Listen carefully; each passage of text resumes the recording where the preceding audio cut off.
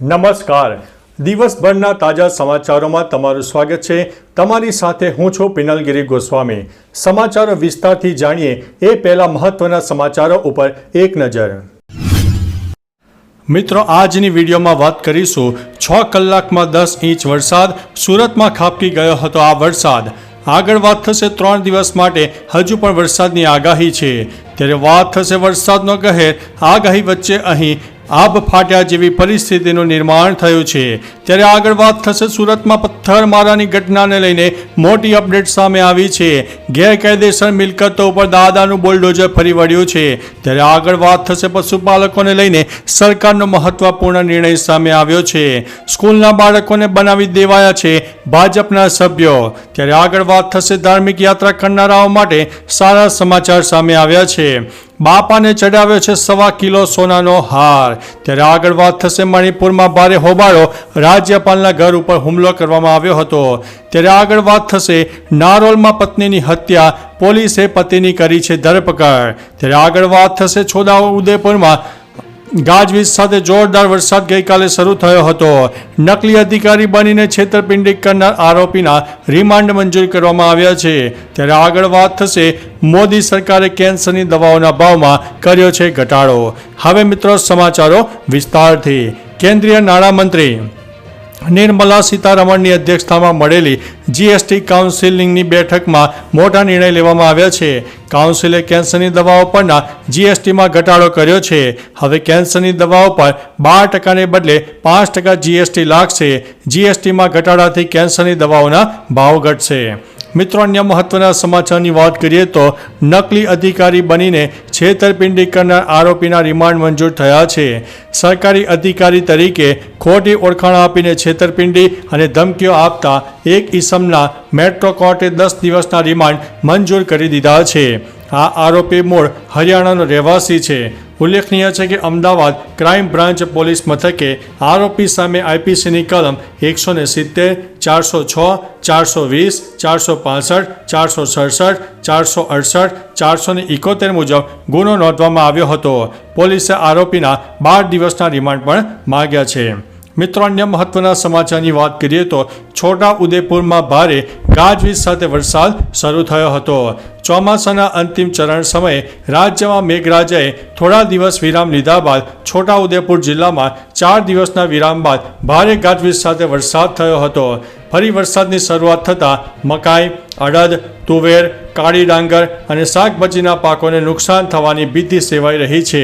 મધ્ય અને દક્ષિણ ગુજરાતના જિલ્લાઓમાં પણ વરસાદનું એલર્ટ આપવામાં આવ્યું હતું. મિત્રો, અન્ય મહત્વના સમાચારની વાત કરીએ તો નારોલમાં પત્નીની હત્યા. પોલીસે કરી છે પતિની ધરપકડ. અમદાવાદના નારોલમાં પતિએ પત્નીની હત્યા નિપજાવી હોવાની ઘટના સામે આવી છે. સામે આવેલી માહિતી અનુસાર ગૃહ કંકાસમાં આ ઘટના બનવા પામી છે. પત્નીની હત્યા કર્યા બાદ પતિ સામેથી જ નારોલ પોલીસ મથકે હાજર થઈને હત્યા કરી હોવાની કબૂલાત આપી હતી. હાલ તો હત્યારા પતિની ધરપકડ કરીને આગળની કાર્યવાહી હાથ ધરવામાં આવી છે. મિત્રો, અન્ય મહત્વના સમાચારની વાત કરીએ તો મણિપુરમાં ભારે હોબાળો. રાજ્યપાલના ઘર ઉપર હુમલો. મણિપુરમાં રાજ્યપાલ અને ડીજીપીના રાજીનામાની માંગ સાથે વિદ્યાર્થીઓનું પ્રદર્શન હિંસક બન્યું છે. દેખાવકારોએ ગવર્નર હાઉસ ઉપર પથ્થરમારો પણ કર્યો હતો. આ દરમિયાન ત્યાં હાજર સુરક્ષા કર્મીઓ પોતાનો જીવ બચાવવા ભાગતા જોવા મળ્યા હતા. રવિવારે પ્રદર્શનકારીઓ મુખ્યમંત્રી ગૃહ પહોંચ્યા હતા. ત્યારબાદ પોલીસે લાઠીચાર્જ અને ટીયર ગેસના સેલ છોડીને તેમને વિખેર્યા હતા. મિત્રો, અન્ય મહત્વના સમાચારની વાત કરીએ તો બાપાને ચડાવ્યો 1.25 કિલો સોનાનો હાર.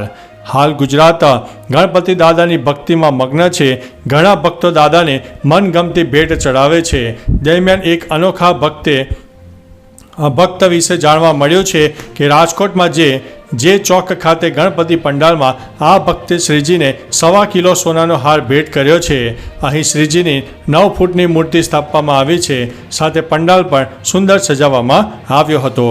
મિત્રો, અન્ય મહત્વના સમાચારની વાત કરીએ તો ધાર્મિક યાત્રા કરનારાઓ માટે સારા સમાચાર સામે આવ્યા છે.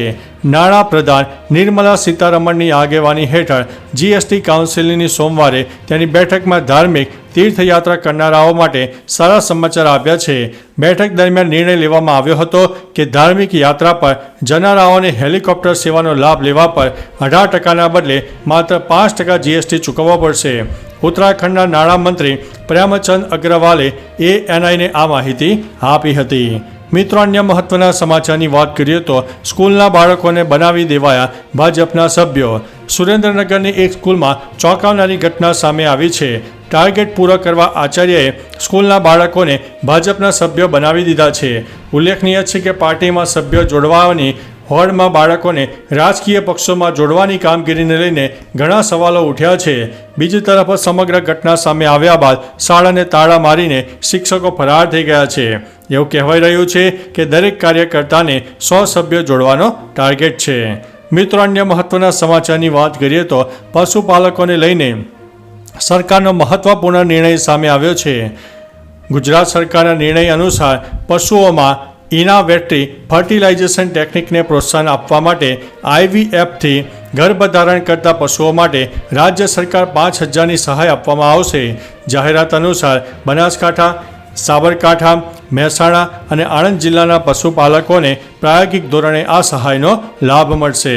મિત્રો, અન્ય મહત્વના સમાચારની વાત કરીએ તો ગેરકાયદેસર મિલકતો પર દાદાનું બુલડોઝર ફરી વળ્યું છે. સુરતના સૈયદપુરામાં ગણેશ પ્રતિમા પર પથ્થરમારો કરવાની ઘટનાને લઈને સરકાર એક્શન મોડમાં છે. સૈયદપુરાની ગેરકાયદેસર મિલકતો પર બુલડોઝર ફેરવવામાં આવ્યું છે. ઉલ્લેખનીય છે કે સૈયદપુરા પોલીસ ચોકીની આજુબાજુ જે દબાણ કરેલી મિલકતો છે તેને તાત્કાલિક અસરથી દૂર કરવા માટેની કાર્યવાહી કરવામાં આવી છે. સ્થાનિક લોકોમાં ફફડાટ ફેલાયો છે. સુરત મહાનગરપાલિકાની ટીમ બુલડોઝર લઈને પહોંચી હતી અને દબાણ દૂર કરવામાં આવ્યું હતું. મિત્રો, અન્ય મહત્વના સમાચારની વાત કરીએ તો સુરત પથ્થરમારાની ઘટનાને લઈને મોટી અપડેટ સામે આવી છે. પોલીસ વડા વિકાસ સહાય સુરત આવશે. તેઓ સુરતમાં ગણેશ પંડાલ પર થયેલા પથ્થરમારાની ઘટનાને લઈને બધી વિગતો મેળવશે. સાથે આરોપીઓની પૂછપરછ કરી શકે છે. પથ્થર મારનારા કિશોરોને કોણે આવું કૃત્ય કરવા માટે કહ્યું તેની તપાસ ચાલી રહી છે. જે લોકો મદ્રેસામાં જાય છે તેની તપાસ પણ ચાલી રહી છે. કારણ કે મુખ્ય આરોપી કિશોર મદ્રેસામાં જતો હતો અને તે તેની દાદી સાથે રહે છે. આરોપીઓ રિક્ષામાં પથ્થરમારો કરવા માટે આવ્યા હતા.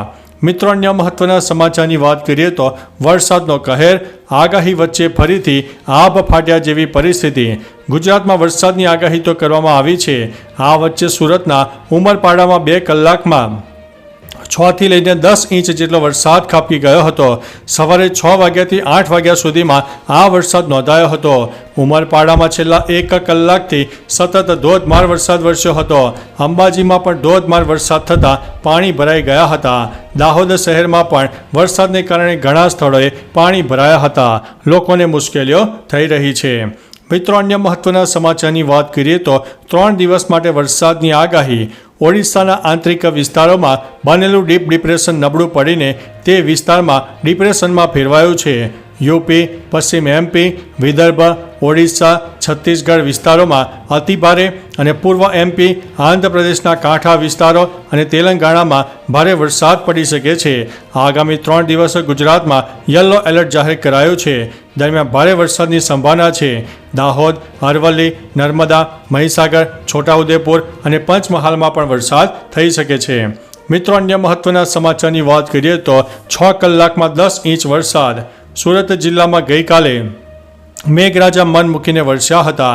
કામરેજ, કડોદરા, પલસાણા ઘણા વિસ્તારમાં વરસાદી માહોલ જામ્યો હતો. રાજ્યભરની વાત કરીએ તો ગઈકાલે 6 કલાકમાં 65 તાલુકામાં વરસાદ પડ્યો હતો. 6 કલાકમાં સૌથી વધુ ઉમરપાડામાં 10 ઇંચ વરસાદ નોંધાયો છે. અહીં તો જળબંબાકારની પરિસ્થિતિ સર્જાઈ ગઈ હતી. અન્ય તાલુકામાં 1 ઇંચથી વધુ, સાગબારા અને ખેરગામમાં 3.25 ઇંચની આસપાસ તેમજ ડેડિયાપાડામાં 2 ઇંચ, બારડોલી અને કુકરમુંડામાં 1.5 ઇંચ જેટલો વરસાદ થઈ ગયો હતો. તો ચાલો મિત્રો, ફરીથી દેશ અને દુનિયાના સુપરફાસ્ટ સમાચાર લઈને મળતા રહીશો. ત્યાં સુધી અમને રજા આપશો. નમસ્તે.